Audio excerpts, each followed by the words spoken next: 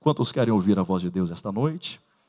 Aos que trouxeram uma Bíblia, eu quero ler convosco dois textos. O primeiro está na primeira epístola do apóstolo João, capítulo 5, verso 18. A Bíblia diz assim: sabemos que todo aquele que é nascido de Deus não vive pecando, antes o guarda aquele que nasceu de Deus, e por isso o maligno não lhe toca. Amém? Livro de Jó, por favor. Jó é considerado a catedral do sofrimento, o primeiro livro poético do Antigo Testamento. Livro de Jó, capítulo 1, verso 6 a seguir.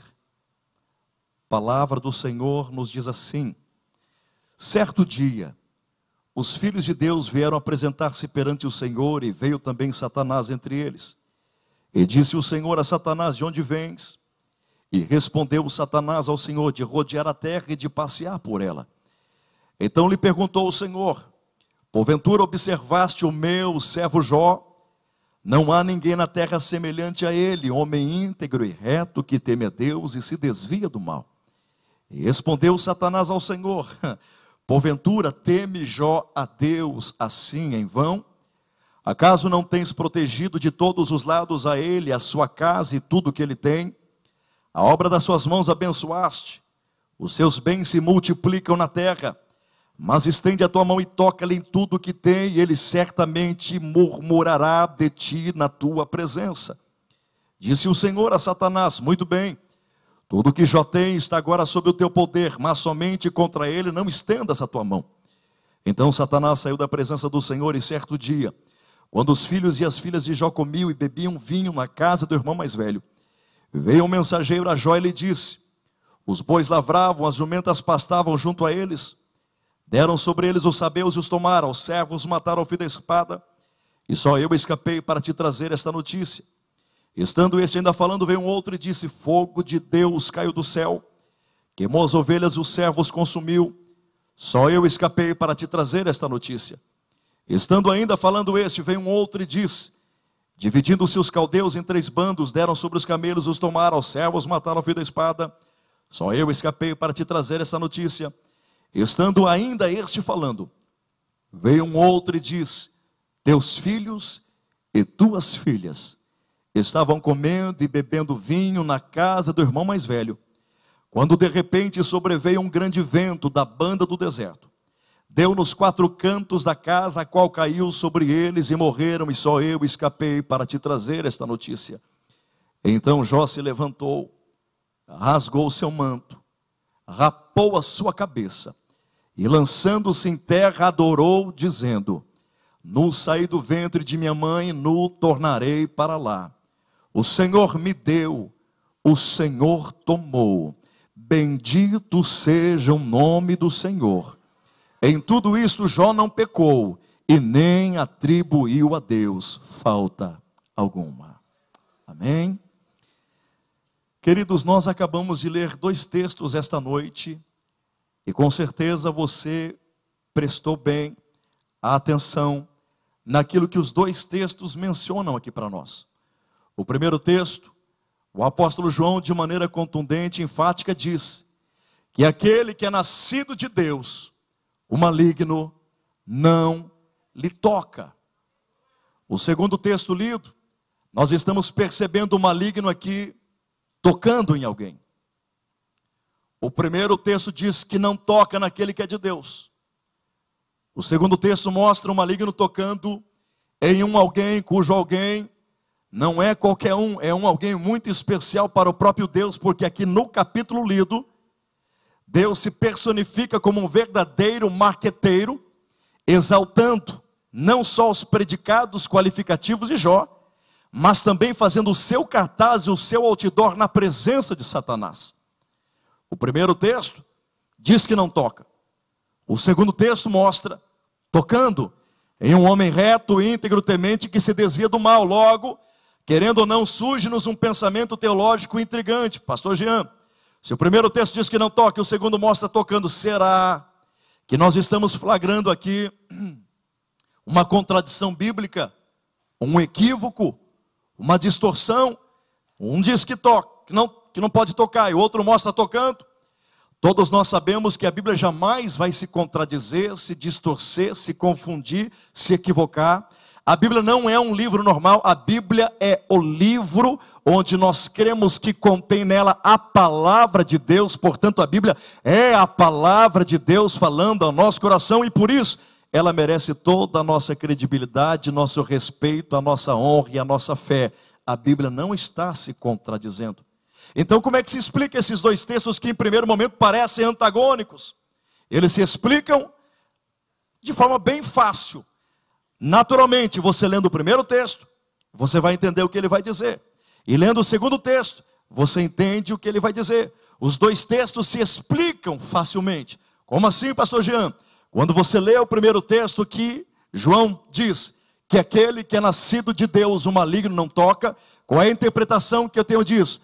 O maligno não lhe toca, e ponto final. Existem pelo menos 5 razões óbvias porque eu e você devemos crer que o maligno não nos toca. Primeira razão porque o maligno não nos toca, porque nós temos Deus como nosso verdadeiro guarda-costa. Deus é aquele, segundo o salmista Davi no Salmo 121, que guarda a tua entrada, Ele guarda a tua saída, Ele não tosqueneja, Ele não dormita, não rebaixa as suas pálpebras, Ele não sofre de sonolência, não tira cochilo, não tem problema de pressão baixa como eu tenho, não passa por esgotamento e estresse nervoso, físico ou espiritual. Deus está a todo momento com os olhos fitados em você, na sua casa, na sua família, guardando, protegendo, amparando, porque se Deus é por nós, quem será contra nós? Agindo Deus, quem impedirá? Ele é quem quebra a lança, corta o laço, desfaz a guerra, Ele é teu escudo, é fortaleza, é refúgio, é broquel. O nosso Deus é exatamente aquele que diz através de Davi, aquele que habita no esconderijo do Altíssimo, a sombra do Onipotente descansará. Se Deus é o teu guarda-costa, se Deus é quem escolta você, nada vai te tocar. Maior é o que está com você do que aquele que vem contra a sua casa e a sua família. Descansa, porque Deus te guarda. Se Deus te guarda, o maligno não te toca. Segunda razão porque o maligno não nos toca, porque nós temos Jesus Cristo como nosso verdadeiro intercessor. Jesus é aquele que intercede a Deus pelos homens. Ele chegou para Pedro e disse: Pedro, Satanás acabou de pedir permissão para te tocar. Eu intercedi ao Pai para que isto não aconteça, e por isso a sua fé não vai desfalecer. João no Apocalipse diz que Jesus, Ele é o leão da tribo de Judá, o leão com L maiúsculo, que quando ruge, o leão com L minúsculo tem que bater em retirada. Jesus é o mais valente, que quando entra na casa, amarra o valente, expulsa o valente e traz milagre à casa, como vai trazer para a sua esta noite, em nome de Jesus. Terceira razão porque o maligno não te toca, porque nós temos habitando em nós, morando em nós, o Espírito Santo de Deus, que zela por você, que cuida de você, que protege a propriedade particular que é dele, cujo Espírito Santo geme por você com gemidos inexprimíveis, ora por você nas tuas fraquezas quando você não sabe como orar, e diz o profeta Isaías de maneira imperativa: vindo o inimigo como torrentes de águas contra a tua vida, o Espírito de Deus arvorará contra ele a sua bandeira, e é por isso que você não vai poder ser tocado. Quarta razão porque o inimigo não nos toca, porque nós temos ao nosso redor milhares e milhares e milhares de anjos com espada desembainhada de fogo, formando um muro de proteção, e qualquer capeta, demônio, capiroto que tentar atravessar esse muro de proteção, vai conhecer de perto o poder da espada, da justiça de Deus. Deus deu ordem aos seus anjos para te guardar e te proteger em todo o seu caminho, porque aqueles que temem ao Senhor, os seus anjos estão ao seu redor, acampando para lhes guardar. O maligno não te toca. Quinto lugar, por que é que o maligno não toca? Não só porque Deus guarda, Jesus intercede, o Espírito mora, e não somente porque os anjos me cercam, mas em quinto lugar, porque você tem promessa de Deus na tua vida. E se você for fiel a Deus, em razão da promessa que Ele fez, e não é homem para que minta, mas é poderoso para cumprir, a promessa vai tornar você imune, isento de qualquer vitória de Satanás sobre a sua vida. 1000 cairão à tua esquerda, 10.000 à tua direita, você não vai ser atingido. Qualquer tipo de peste perniciosa, laço do passarinheiro, qualquer seta noturna, será quebrada por uma promessa que existe de Deus na sua vida, e é por isso que Ele não toca. Aleluia.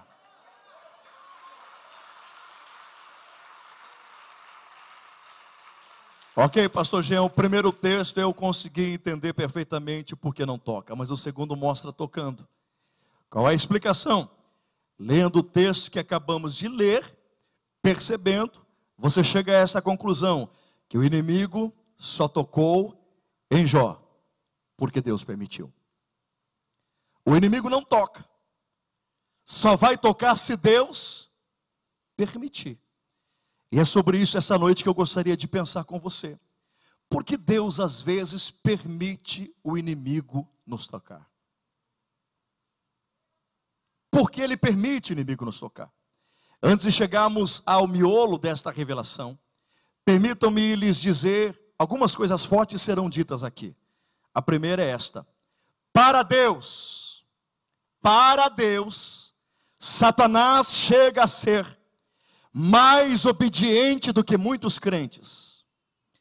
Para Deus, Satanás chega a ser mais obediente do que muitos crentes. Para muitos crentes, Deus diz, vai para a direita, e ele vai para a esquerda. Deus diz, vai para a esquerda, e ele vai para a direita. Deus diz, para, e ele anda. Deus diz, anda, e ele para. Deus diz, fala, e ele cala. Deus diz, cala, e ele fala. Deus diz, avança, e ele retrocede. Deus diz, retrocede, e ele avança. Deus diz, Nínive, e ele vai para Tarsis. Agora, quando Deus dá uma ordem de comando soberana para Satanás, ele tem que bater continência e obedecer imediatamente, sem retrucar, sem replicar, triplicar. Tem que obedecer. Pastor Jean, prova. Vou te provar. Diz a Bíblia aqui que para tocar em Jó ele pediu permissão. Se Deus não deixa, não toca. Deus permitiu, ele obedeceu. Capítulo 2, pede permissão para tocar. Deus estabelece limite até aqui. Só tocou porque permitiu. E só tocou até ali, obedeceu. Pastor, um texto isolado na Bíblia não forma uma coxa doutrinária teológica para fazer uma afirmação tão contundente como essa. Precisamos de outros textos para substanciar isso. Ok, Jesus chega em Gadara. Demônios no corpo de um rapaz começam a gritar: por que vieste nos atormentar antes do tempo, Jesus? Mande-nos, ordene-nos que entremos naquela manada de porcos e nós obedeceremos. Jesus diz, vão! E eles obedeceram. Na tentação do deserto, Satanás tentou Jesus em 3 dimensões, e nas 3 dimensões ele disse, está escrito, e por último está escrito, Satanás, só a Deus eu presto culto e eu adoro. Vai-te, Satanás! E ele foi, teve que obedecer. Para tocar, escute isso que tremendo. O sumo sacerdote Josué, em Zacarias capítulo 3, está sendo acusado pelo promotor de acusação chamado Satanás. Satanás coloca o dedo em riste na cara do réu, Josué, e diz, você pecou, foi flagrado em pecado, você deve ser condenado. Nesse momento, aparece o advogado de defesa, manifestação teofânica, o anjo do Senhor é Cristo em aparição angelical. O advogado de defesa chega entre o promotor de acusação e o réu, e o advogado de defesa não negocia com o promotor de acusação para aliviar a pena do réu. Tem muita gente que negocia para, não, o advogado justo não. Ele chega para Satanás e diz, eu só vim para absolver. Ele está absolvido, o Senhor te repreenda, este é um tição tirado do fogo, vai-te, Satanás! E ele teve que obedecer. Uma outra vez, espíritos de mentira pedir autorização de Deus para entrar na boca dos profetas para enganarem o rei, e Deus deu a permissão e eles obedeceram. E eu poderia citar mais uns 10 textos da Bíblia, mas isso é para te provar que para Deus Satanás não tem opção, tem que obedecer. Por isso que Deus está lançando uma palavra sobre a tua casa aqui, e ele vai ter que obedecer. Há um caso muito interessante, pastor Christian, de uma mulher que estava na sua casa, limpando a casa, numa prova tremenda. Ela ouvindo o rádio, uma programação evangélica, musical, e de repente o locutor abordou a programação e disse: olha, liga para cá. Liga para cá porque no final dessa programação nós vamos sortear um vale-compra. Você vai poder chegar ao supermercado se você for premiado e vai encher 3 carrinhos e levar para sua casa. Liga para cá. E a mulher, pensando no útil agradável, a prova que ela estava e a disposição de ligar, deixar o telefone, o endereço e concorrer a um vale-compra, ligou. Falou com o locutor: ô moço, eu quero deixar meu nome aí, meu endereço para participar desse sorteio, porque eu estou numa prova tremenda, mas eu continuo aqui glorificando a Deus. O senhor pode anotar meu nome e telefone? Anotou. No final da programação, ela não foi sorteada, mas continuou glorificando a Deus. Um camarada que estava ouvindo a programação, cheio de maldade no coração, falou: sabe de uma coisa? Eu vou pregar uma peça nessa crentezinha. Esse camarada ruim, maldoso, ele pegou o carro dele, foi no supermercado, encheu 3 carrinhos de compra, colocou dentro do carro dele, chegou na casa dessa irmã, perguntou se era mesmo o endereço, a irmã falou sim. Olha, mandaram entregar isso para a senhora, é pão, é manteiga, é verdura, é fruta, é legumes, é macarrão, é carne, foi entregando, e a irmãzinha só no repleplé, né? Só no reteté: ô glória, ô Jeová, eu sabia, Deus é fiel na causa. O cara distribuiu tudo. No final olhou para ela e falou assim: a senhora sempre recebe algo assim? Não, moça, é a primeira vez que eu recebo um negócio desse assim, eu estou tão alegre com Jesus. Mas a senhora não vai nem perguntar, não vai nem querer saber quem é que mandou isso para a senhora? Ah, moça, eu não vou perguntar não, porque quando Deus manda, até o diabo tem que obedecer.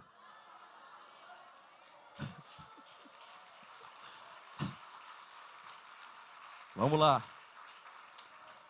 Como é que a gente vai entender esse texto aqui? Deus está tendo uma reunião com os seus anjos.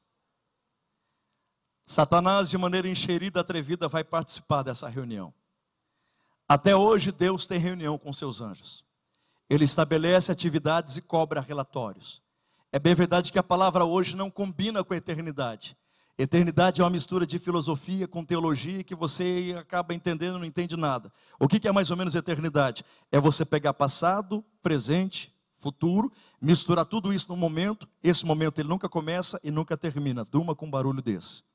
Isso é eternidade. Então não combina a palavra hoje com a eternidade. Mas só para você poder entender, até hoje, Deus tem essa reunião com os seus anjos.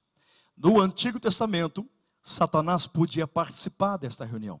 No Novo Testamento, depois que Cristo veio à terra, morreu, ressuscitou, tomou as chaves do inferno e da morte e tirou o cativeiro, libertou, deixando os que estavam no céu, separando os que estavam no seio de Abraão, nunca mais Satanás pôde participar de uma reunião celestial. Mas no Antigo Testamento, nesta reunião, ele se aproxima. Deus o percebe e Deus inicia um diálogo bem irônico. Deus olha para Satanás e pergunta: de onde vens? E ele diz: de rodear e de passear pela terra. Ora, Deus sendo onisciente, onipresente, onipotente, Deus já não sabia de onde Satanás estava vindo? Claro que sabia. Por isso que ele fez a segunda pergunta. Sabedor de onde Satanás vinha, ele diz: porventura, andando, rodando a terra, você chegou a ver um servo meu chamado Jó, um homem reto, íntegro, temente e que se desvia do mal? Satanás ficou meio...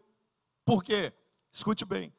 Deus sabia que Satanás na terra estava tentando encontrar uma brecha, uma lacuna, uma fissura, onde houvesse uma legalidade para ele agir na casa de Jó. Mas o capítulo 1 de Jó, verso 1 a 5, diz que Jó, todos os dias de madrugada, colocava a boca no pó, joelho no chão, e sacrificava a Deus um holocausto, dizendo mais ou menos o seguinte: Senhor, daqui a pouco o sol vai raiar, e antes que o sol venha nascer, eu estou aqui me santificando pelos meus filhos, porque pode ser que os meus filhos venham a pecar durante o dia, mas antes que isso aconteça, eu estou fechando qualquer brecha, qualquer aresta, qualquer lacuna, para que o diabo não toque na minha casa. Como Satanás não pode tocar na casa de Jó, ele vai apelar para o Supremo Tribunal Celestial Federal. Satanás apela para a última instância. Ele vai a Deus pedir permissão para tocar em Jó. Escute bem uma outra coisa forte que eu vou lhe dizer aqui. Não é eu que estou lhe dizendo, é a Bíblia que está me ensinando, então eu tenho que te retransmitir o que estou aprendendo. Satanás, ele é um burro. Não é eu que estou dizendo, é a Bíblia que está mostrando. Que Satanás, ele é um burro, com letra maiúscula. A Bíblia jamais o mostrou como sábio. A Bíblia diz que ele é ardiloso, que ele é astuto, que ele é engenhoso. Ele tem inteligência para mal. Inteligência é herdada. Conhecimento adquirido. Sabedoria é um dom. E todo dom perfeito vem do alto, diz Tiago na sua epístola. Quer sabedoria? Peça a Deus que lhe dará liberalmente. Eu vou te provar que ele é um burro. Porque ele é um burro? Porque ele se rebelou contra Deus. Para se rebelar contra Deus, tem que perder o temor. Se perdeu o temor, perdeu a sabedoria. Por quê? Porque o temor ao Senhor é o princípio da sabedoria. Pastor Marcelo diz, quem ganha almas, sábio é. E quem tenta destruí-las, burro. Segundo, por que Satanás é burro? Porque ele está diante do próprio Deus. E ele sabe, ele é criatura de Deus. Ele sabe que Deus é perfeito, é magnificente em verdade, em integridade, em caráter, em pureza, em tudo que é divino, tudo que é maravilhoso é Deus. E Deus está dizendo assim, Satanás, tens visto o meu servo Jó, homem reto, íntegro, temente a Deus, que se desvia do mal? Preste atenção nisso. Deus está dando testemunho sobre Jó. E sabe o que Satanás nas entrelinhas está dizendo? Não é bem assim. O senhor está enganado. O senhor está equivocado. Está faltando com a verdade. Se o senhor me permitir fazer alguma coisa nele, eu vou lhe provar que o senhor está errado. Como é que um burro desse quer te dizer que Deus está errado, que está errando, equivocado, que não é bem assim? Se ele é Deus, tem que ser burro. Mas aqui, Deus permite o inimigo tocar em Jó. Vamos perceber aqui, quais são as razões para que Deus permita isso. Por que que às vezes Deus permite o inimigo nos tocar? Se prepare para depois de ouvir e glorificar muito ao Senhor. Isso vai mudar a tua vida a partir de hoje. Todas as vezes que Deus permite o inimigo te tocar, escute isso.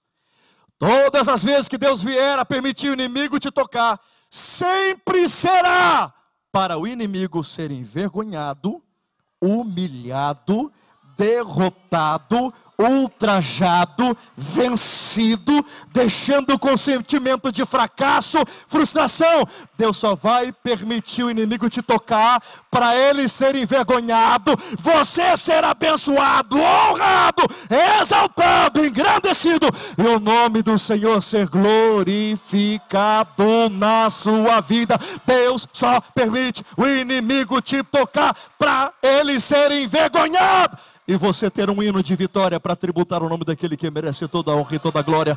Só quem crê nessa palavra levanta a mão para adorar, para glorificar, para exaltar. Se ele é merecedor de honra e glória, adore o nome do Senhor. Primeira razão porque Deus permite o inimigo nos tocar às vezes. Só permite porque ele acredita na dimensão e na capacidade da tua fé. Deus só permite, pastor Gidalti, o inimigo nos tocar, às vezes, porque Deus acredita na dimensão e na capacidade da nossa fé.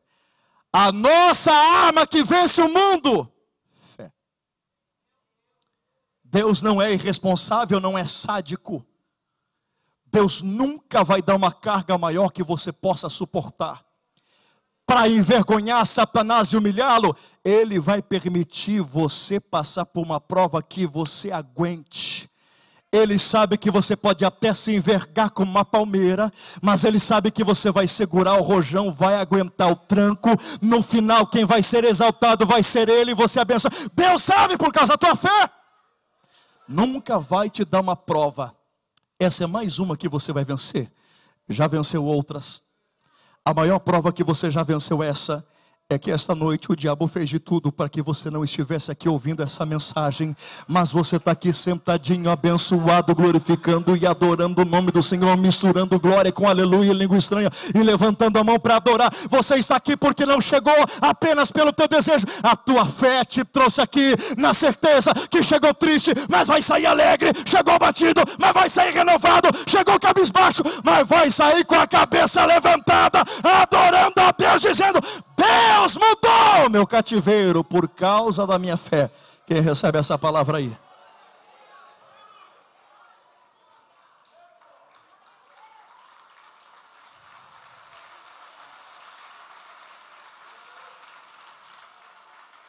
Deus usa o pronome possessivo, meu servo. Quem dissesse: eu conheço Jó, Satanás. Você veio aqui pedir para tocá-lo? Você escolheu alguém, não podia ser outro. Esse daí você vai tocar. Eu vou deixar. Ele vai perder filhos, mas não vai perder a fé.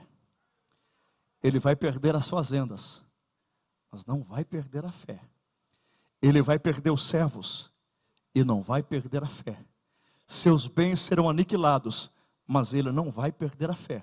Sua esposa vai tentar promover a primeira eutanásia da história, pedindo para que ele puxe o fio da fé, da tomada, da misericórdia, para que ele murmure e venha a morrer. Mas ele não vai perder a fé.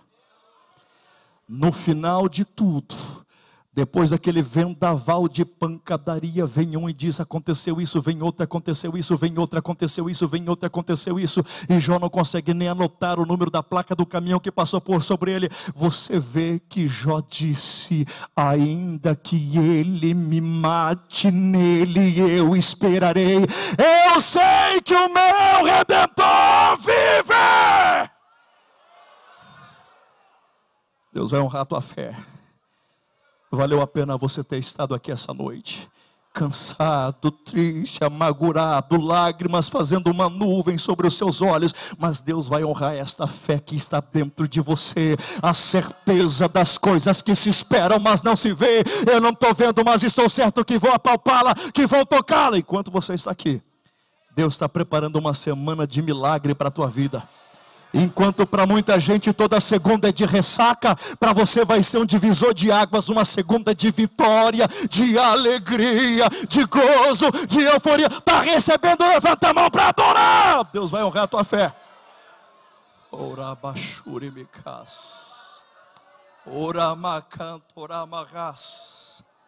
Você não vai desistir.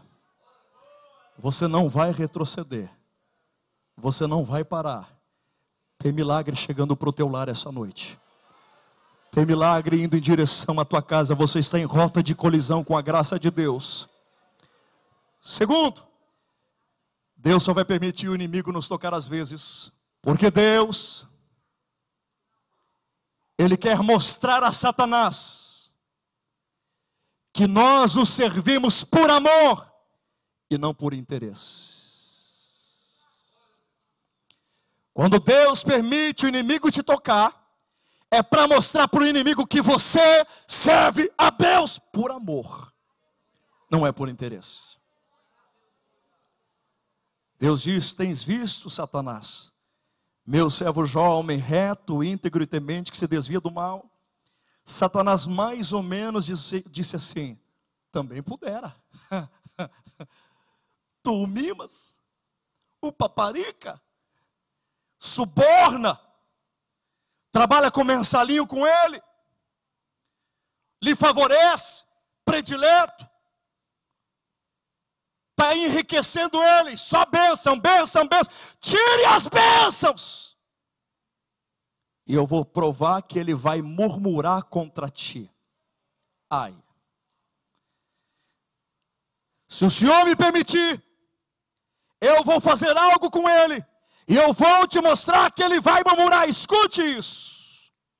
Se Deus na sua onisciência já sabia que Satanás iria ali por causa de Jó, queria pedir permissão para tocar em Jó, e que Deus já deixaria Satanás tocar em Jó. Se Deus sabia de tudo isso antecipadamente, o quadro que se estabelece lógico é o seguinte: quando Deus diz para Satanás: tens visto meu servo Jó, homem reto e íntegro, Deus não está dizendo que Jó é antes da prova. Deus está dizendo que Jó vai ser depois da prova. A estratégia de Satanás é a seguinte: permita-me tocar nele, e ele vai murmurar. E Deus diz: eu vou deixar você tocar nele, e ele vai adorar. Na verdade, Maurício, no hebraico, Deus nunca usou esses 4 predicados: reto, íntegro, temente, nunca. Ele só usou essa palavra aqui: tens visto meu servo Jó, verdadeiro adorador? Só que essas expressões se denotam do verdadeiro adorador, porque não existe verdadeiro adorador se não for reto, Nani, se não for íntegro, se não for temente e desvia do mal. Cantar por cantar, canário canta, roxinório canta, eu desafinado também canto. Agora, para ser verdadeiro adorador é um outro quesito. E Satanás, que era adorador nos céus, e perdeu esse posto por ter murmurado, ele, quando vê Jó na terra adorando a Deus, assumindo um posto que era dele, porque quando Satanás murmurou e foi expulso dos céus, na banca celestial dos céus apareceu esse jornal: procura-se verdadeiros adoradores. A vaga tinha ficado vazia, havia uma vaga ali. Aí, sabedor que Satanás vai pegar Jó, Deus vai: tens visto o meu servo Jó, verdadeiro adorador? Ou seja, ocupando o lugar que você perdeu. Você tinha tudo nos céus e deixou de adorar. Ele vai perder tudo na terra, mas não vai deixar de adorar.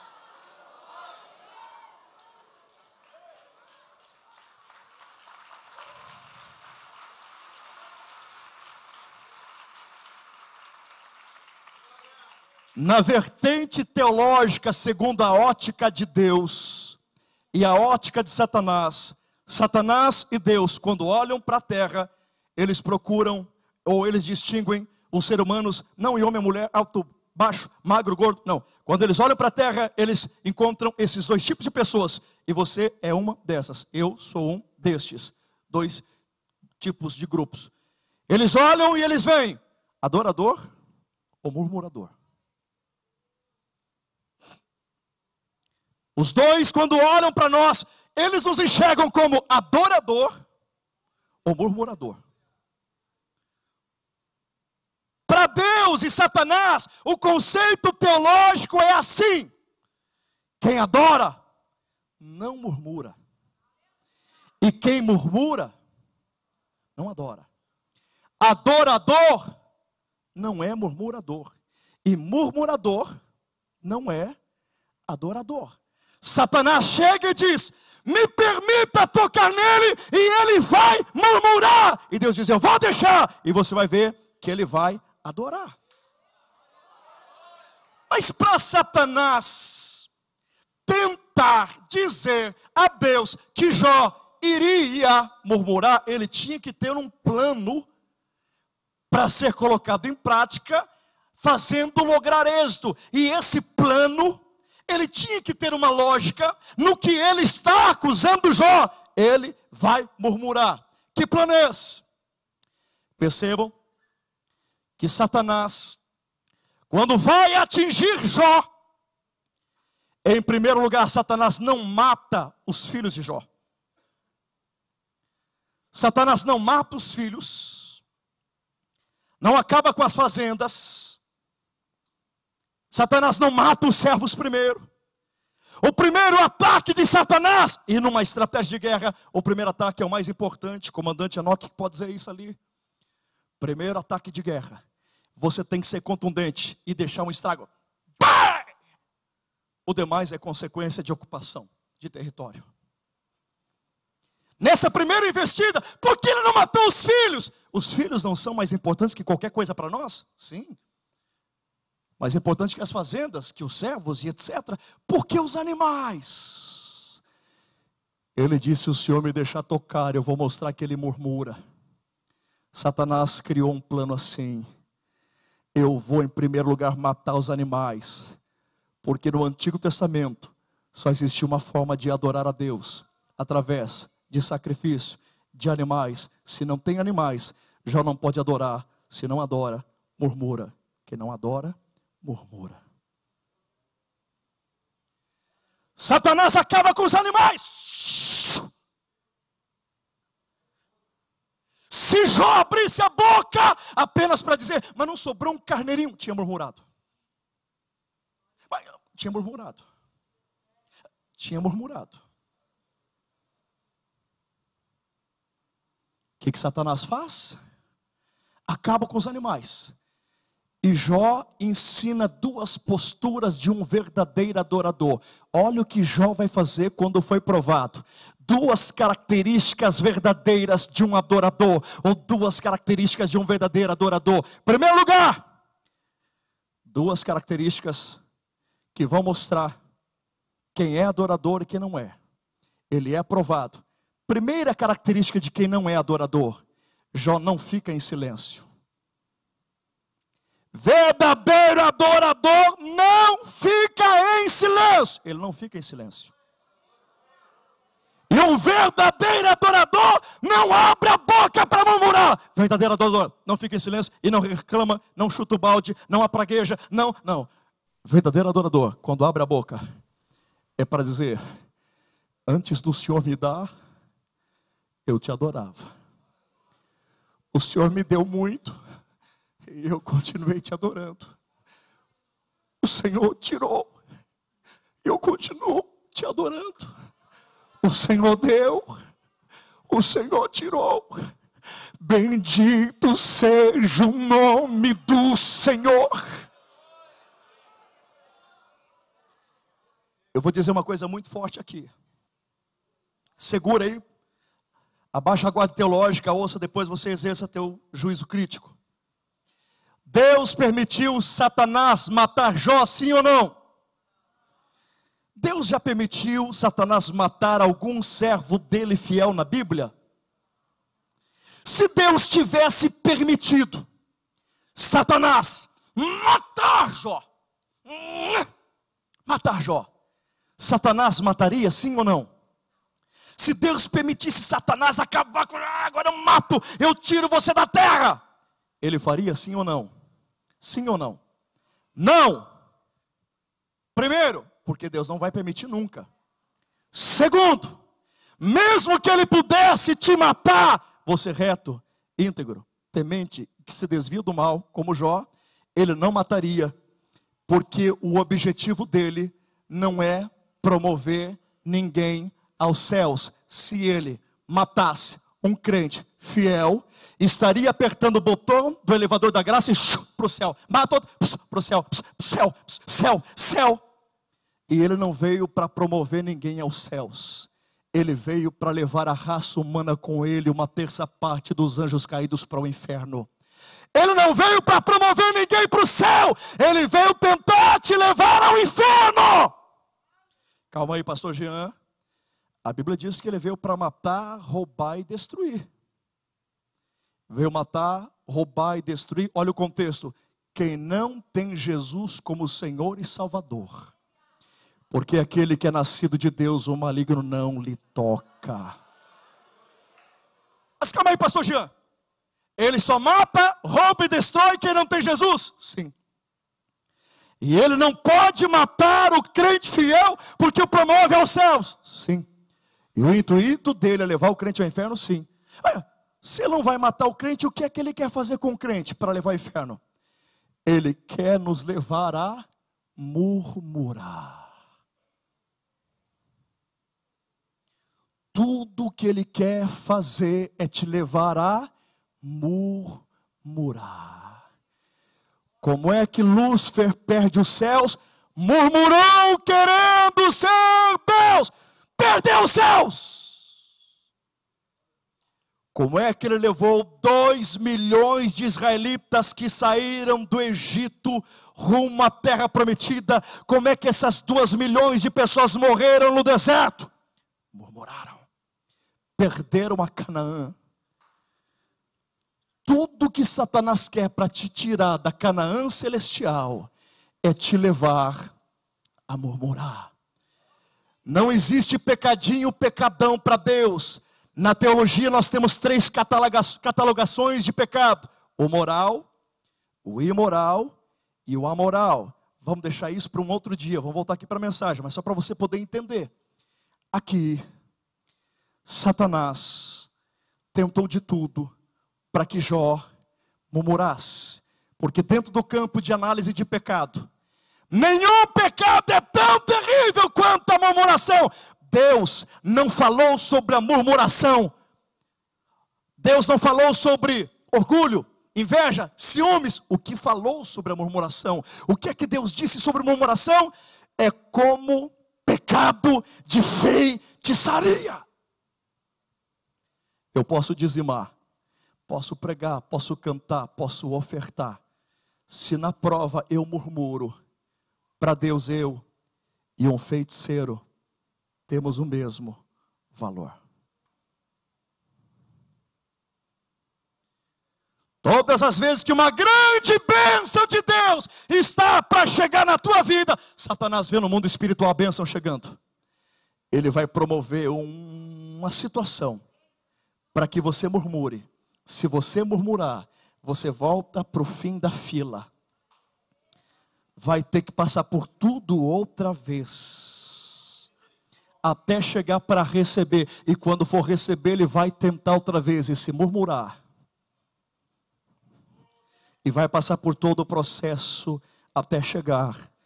Enquanto não adora, não se sai da fornalha. Enquanto não se adora, leão não jejua. Enquanto não se adora, os inimigos não serão abatidos. Enquanto não se adora, as muralhas nunca cairão. Mas se resolver adorar na prova, dizendo com dinheiro ou sem dinheiro, de a pé ou andando carro, tendo ou não tendo, possuindo ou não, e abrir a boca para exaltar e para glorificar, pode ter certeza, Deus, se preciso for, Ele para a orquestra celestial só para ouvir a tua adoração. Quer deixar Satanás encapetado, mais possuído do que ele já é? Resolva na prova. Levantar a mão e dizer: eu te adoro, eu te amo, eu te exalto, tu és tudo, tu és lindo, porque tu vives, eu posso crer no amanhã, tudo posso daquele que for. Resolve adorar, adorador não fica em silêncio, adorador não abre a boca para murmurar. Se eu fosse você, já estava com a boca aberta para adorar.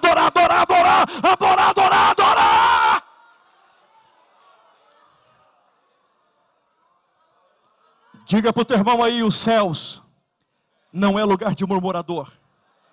Pergunta para ele: você vai para lá?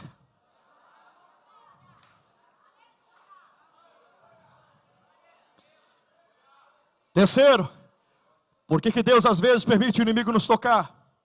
Só para poder mostrar para você quem são os teus verdadeiros amigos na hora da prova.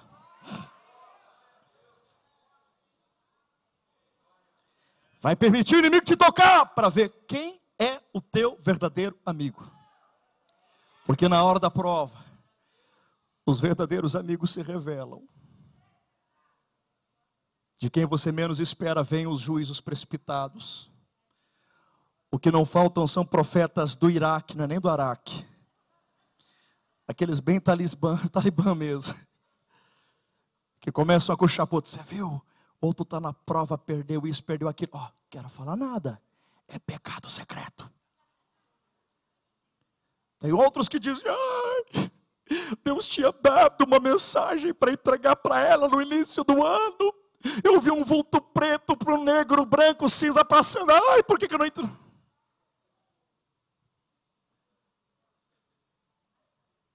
Segura aí. Satanás no capítulo 1 tirou tudo de Jó. Jó pecou, sim ou não? Capítulo 2, lançou sobre Jó um coquetel de enfermidades. Para cada parte física de Jó havia uma doença. Jó foi alvo de um coquetel de doenças. Depois de receber tudo isso, ele pecou sim ou não?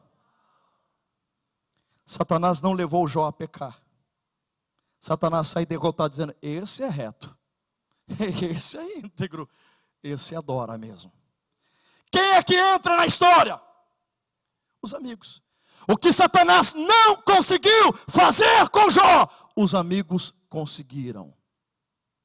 Satanás não levou Jó a pecar. Quando os amigos chegam, isso que eles durante uma semana só choram, não abrem a boca para nada. Cada lágrima de crocodilo, uma mais linda que a outra. Bastou os amigos chorarem para Jó abrir a boca no capítulo 3 e amaldiçoar o dia em que nasceu. O que Satanás não conseguiu, os amigos conseguiram. O ser humano, sem estar possesso, ele tem o mesmo poder de maldade que o diabo tem.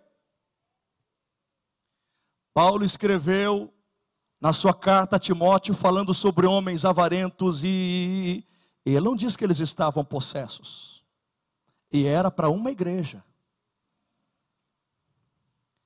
Satanás é o pai da mentira, sim ou não? Sim. Só que para te acusar, ele não pode mentir. Ele só te acusa mediante o ônus da prova. Se você não fez tal coisa, ele não pode chegar e dizer: Deus, eu acuso o teu servo que fez isso. Se você não fez, ele não acusa. Ele só acusa se você fez. Satanás só acusa se você fez. Os amigos de Jó te acusam quando você faz e quando você não faz.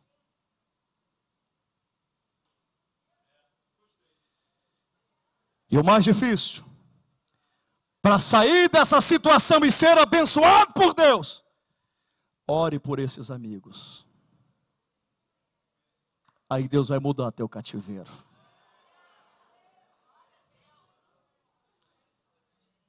Quarto, Deus só vai permitir o inimigo te tocar para mostrar para você que Ele é o único que tem o poder de reverter maldição em bênção.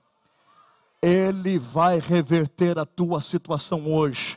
Eu não vim brincar para você essa noite, eu estou te pregando a santa palavra de Deus. Arde em mim o fogo do Espírito de Deus como profeta, para lhe dizer: Deus vai mudar esta situação hoje. Pode descansar, deixe de lado a tribulação da alma, ansiedade, preocupação. Hoje, o Senhor vai reverter essa situação. Hoje Deus vai reverter. Hoje Deus vai reverter esse quadro, esse panorama, esse episódio, esse cativeiro. É hoje que você vai dizer: eu bem sei que nenhum dos teus propósitos podem ser impedidos.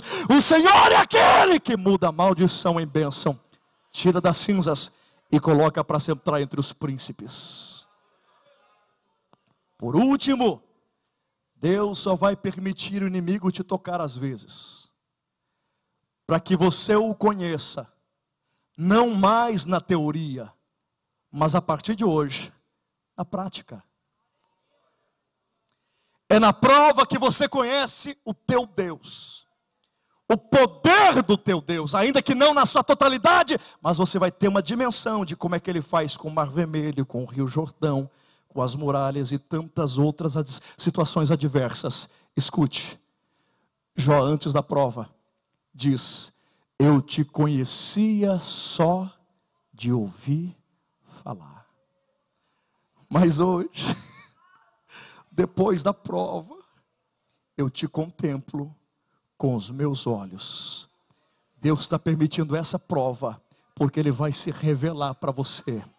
Você vai ter testemunho para contar, não vai mais viver de testemunhos de outros, mas você vai dizer: Deus salvou os meus filhos, Deus mudou o meu casamento, Deus restaurou a minha sorte. Eu lanço uma palavra profética sobre as tuas finanças aqui esta noite. Deus vai se revelar através de provisão financeira para a tua casa, para a tua família. Deus tem o poder de restituir o que o inimigo tentou tomar de você. Aleluia.